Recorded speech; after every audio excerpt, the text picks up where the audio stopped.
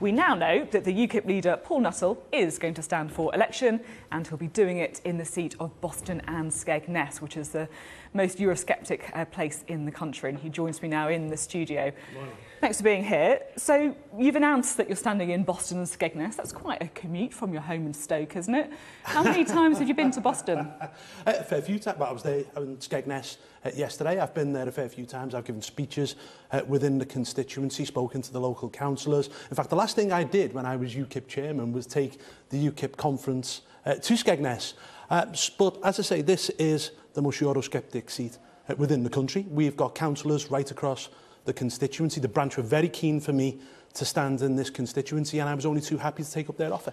Well, if you've been there so many times, you should be thrilled at what we're going to do next, which is a little game, just to test how well you know the seat that you're going to stand in. Oh, look. Boston or Loston. All you've got to do is look at the picture on the screen and say whether or not this is a picture of Boston or somewhere else in the country. Here's the first one.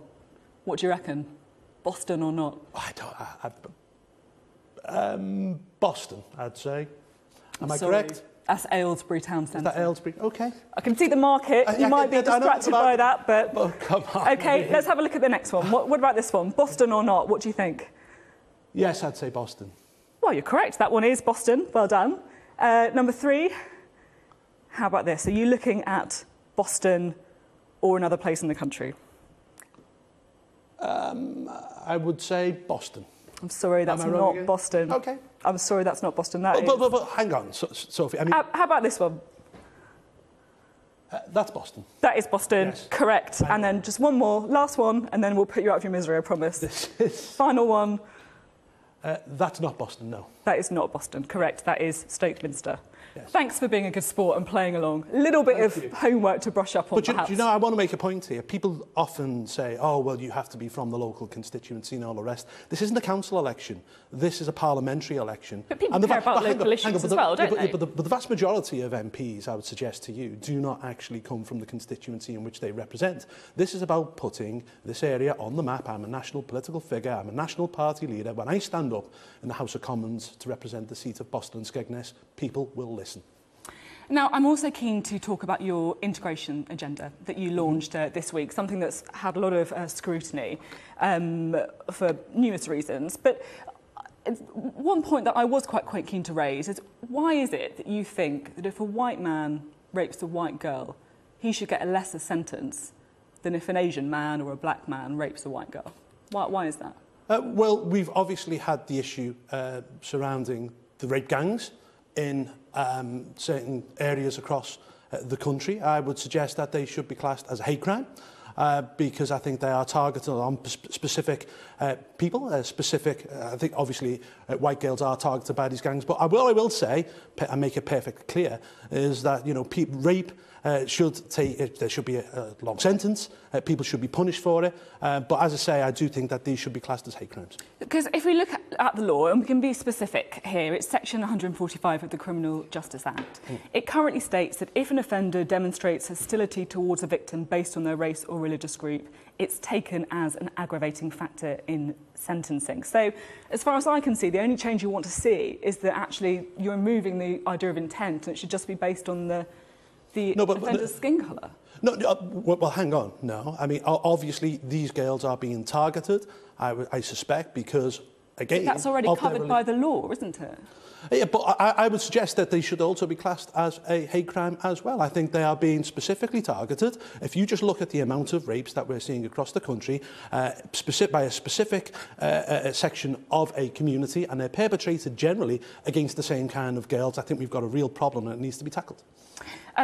The other thing that you were keen to talk about and address is female genital mutilation. Yes.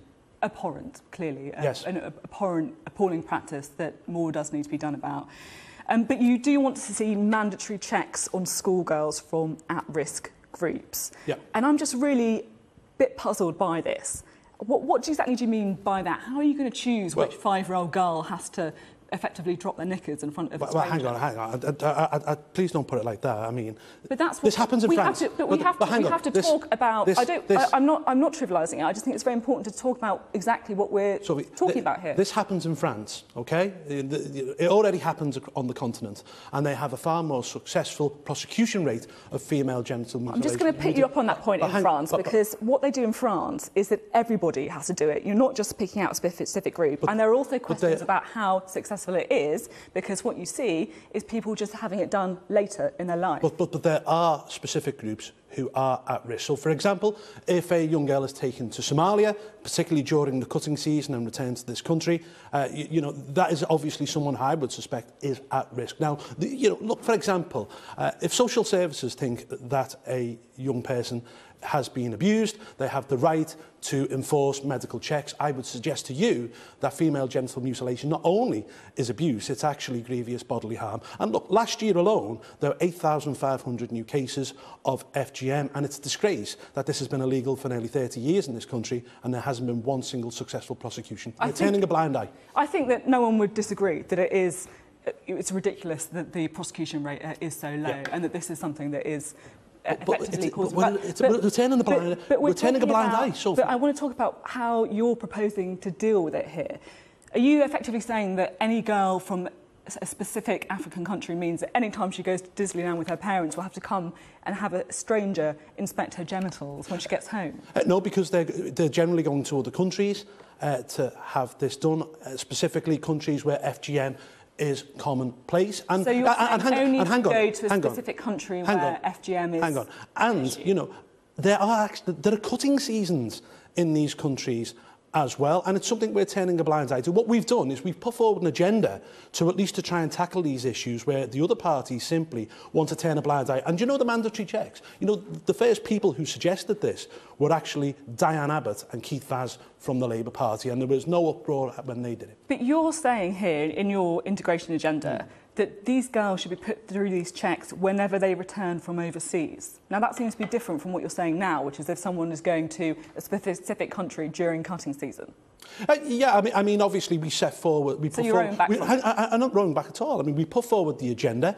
Of course, it will be nuanced when it comes to the manifesto, but I do think it's quite clear that there are certain girls from certain communities who are at risk from this, and we have to do something about it. So specifically, you're no longer saying then that all girls from these at-risk groups, whenever they return from anywhere overseas, will have to go through these inspections? I think it's quite clear that there are certain countries, if they visit, whereby they will return from these countries, and there will have to be checks taking place. Because so that's different then? That's different from what your manifesto is saying. As I say, if they go to countries where FGM is clearly commonplace and they return, I think it's only fair and equitable that they're checked.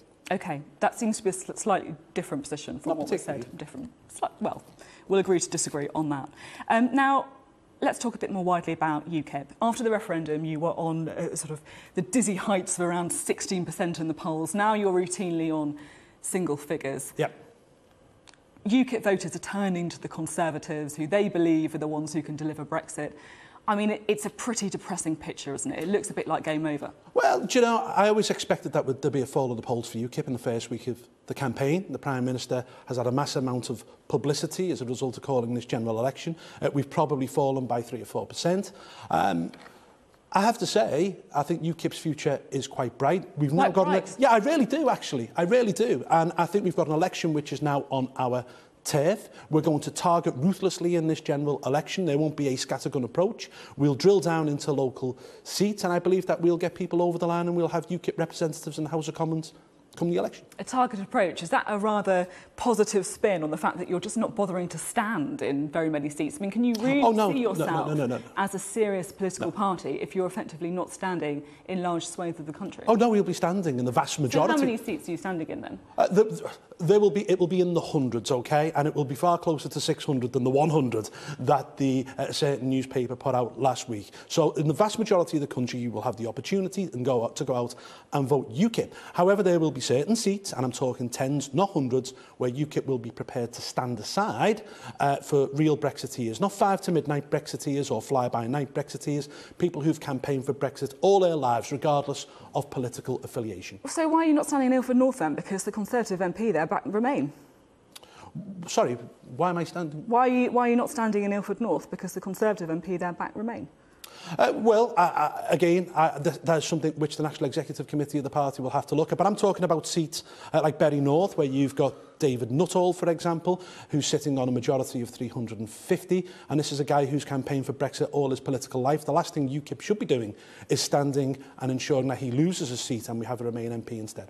You see, what this does underline, really, is that UKIP is a single-issue party. If you're not standing in seats where there's a Brexiteer, then that is a pretty clear signal that your party is all about Brexit, and that means when Brexit happens, there's no use for you. I don't agree, Sophie. Obviously, we have a full raft of domestic policies. So why are you saying that you're not standing in this is a specific, because this is a specific Brexit election. The Prime Minister has called this election because she said that she needs a mandate for Brexit.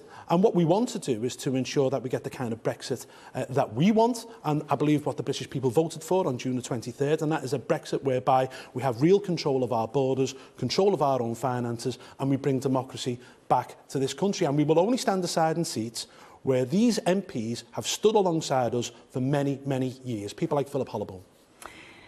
Now, you, of course, failed to win in Stoke. Yeah. High profile, you put your neck on the line there, you didn't win. Now you're going for Boston and Skegness, as you say, the most Eurosceptic seat in the country. Mm-hmm. If this election's all about Brexit, as you say, and UKIP are the only ones who can hold the Prime Minister's feet to the fire, if you fail, it's going to be game over, isn't it? No, because regardless of what happens in this election, UKIP has got a great future.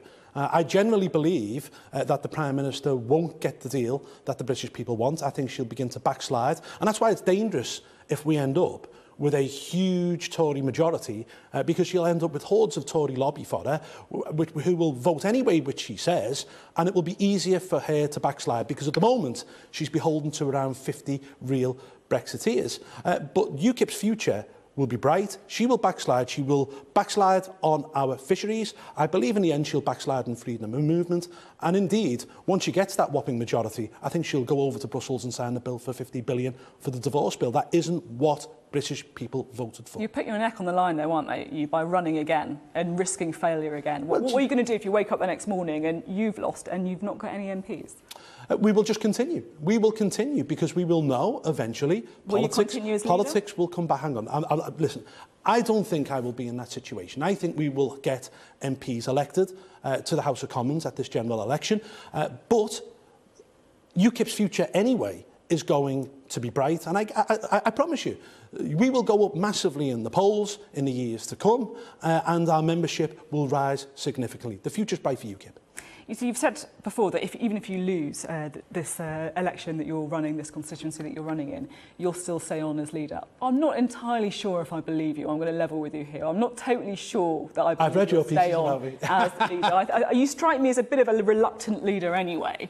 It's not going to be much fun, is it, staying on, you know, if UKIP do collapse in this election? Do you know what? Quit, won't you? Well, no, do you know what UKIP's got to do, Sophie? And this is what we were going to do over the summer, but it's all been put on hold as a result of this general election. It needs to restructure itself into a branch level and a county level. It needs to have a new constitution and clearly define powers for the National Executive and the leader and whatnot. It also needs to rebrand and get ready for a post-Brexit world. And these are all of the plans that we were going to unveil, or we will unveil actually, at Torquay at the conference in September. So there's lots to do in UKIP going forward beyond this general election. Rebranding, does that mean rebranding itself away from Nigel Farage as well? No, Nigel will be front of house in this general election. He'll be on the airwaves, and you'll no doubt have him on TV shows like this, and he'll be out campaigning with UKIP members. OK, Paul Nuttall, thank you very much. Cheers.